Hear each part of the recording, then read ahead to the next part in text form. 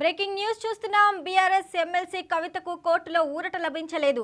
తనను CBI arrest చేయడాన్ని సవాల్ చేస్తూ ఆమె దాఖలు చేసిన పిటిషన్ను ఢిల్లీ రౌస్ ఎవెన్యూ కోర్టు కొట్టివేసింది.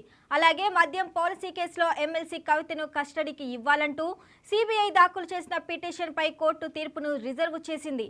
5 రోజుల కస్టడీకి ఇవ్వాలన్న పిటిషన్పై ఇరువైపుల వాదనలు విన్న న్యాయమూర్తి కాసేపట్లో తీర్పు వెల్లడించనున్నారు. ఇక ఇదే అంశానికి సంబంధించి పూర్తి డీటెయిల్స్ మా రీజనల్ కోఆర్డినేటర్ రాజ్ కుమార్ అందిస్తారు. రాజ్ కుమార్, చెప్పండి.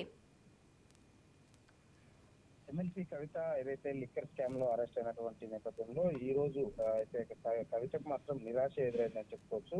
తనను సిబిఐ అరెస్ట్ చేయడానికి సవాల్ చేస్తూ కూడా ఆమె పిటిషన్ దాఖలు చేయడం జరిగింది. ఈ పిటిషన్ లో ఢిల్లీ రౌస్ అవెన్యూ కోర్టు కూడా మొత్తం కూడా కొట్టివేయడం జరిగింది. దీనికి సంబంధించి అలాగే మద్యం పాలసీ కేసులో కూడా అంటే ఎమ్మెల్సీ కవిత కస్టడీ ఇవ్వాలంటూ కూడా సిబిఐ దాఖలు చేసిన నేపథ్యంలో అంటే సిబిఐ అధికారులు అదేవిధంగా కవిత తరపు న్యాయవాదులు విన్నటువంటి తీర్పును మాత్రం మరికొద్ది సేపట్లో కూడా వెలువరించనున్నారు.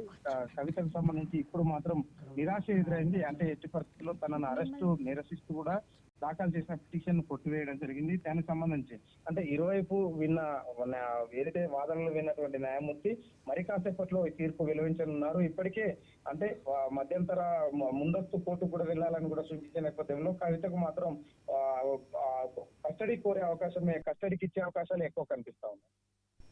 Okay Raj Kumar, thank you.